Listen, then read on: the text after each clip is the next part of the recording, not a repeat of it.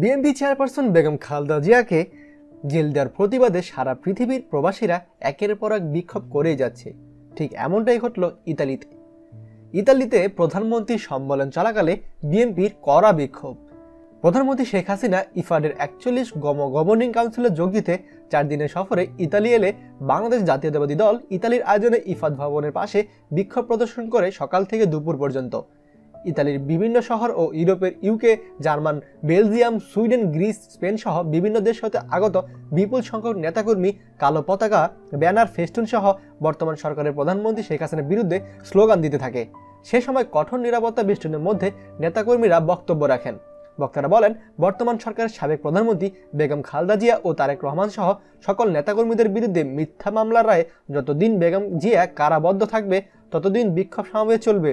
পাশাপাশি তারা বাংলাদেশের গণতন্ত্র ফিরিয়ে আনতে আপসহীন নেত্রী বেগম জিয়া নেতৃত্ব ও তারেক রহমানের দিক নির্দেশনায় গণতন্ত্রের মুক্তিযোদ্ধারা দেশে ও প্রবাসে আন্দোলন চালিয়ে যাবে বিএনপি নেতাকর্মীরা।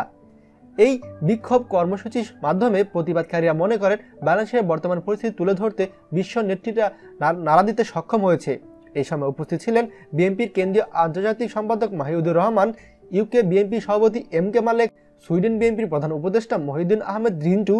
এছাড়াও উপস্থিত ছিলেন ইতালি বিএনপি শাহ তাইফুর রহমান ছোটন, আব্দুর রাজ্জাক, খন্দকার নাসির উদ্দিন, ঢালি নাসির উদ্দিন ও শাফিউর রহমান তুহিন। এছাড়া আপনারা সকলে অবগত রয়েছেন যে শুধু ইউরোপ নয়, মধ্যপ্রাচ্যের দেশ যেমন সৌদি আরব, কাতার, বাহরাইন এই সবগুলো দেশ থেকেই কিন্তু আমাদের প্রবাসীরা বিক্ষোভ করেছে। আপনাদের কার কি মতামত নিয়ে অবশ্যই জানাতে ভুলবেন না। আর আমাদের ভিডিওটি পছন্দ হলে অবশ্যই সবার সাথে শেয়ার করুন। আমাদের সকল ভিডিও আপডেট সবার আগে পেতে আমাদেরকে সাবস্ক্রাইব করুন। সাবস্ক্রাইব করতে সাবস্ক্রাইব আইকনে ক্লিক করুন এবং বেল আইকনটি চাপুন যাতে আমাদের কোনো লেটেস্ট ভিডিও আপনি মিস না করুন।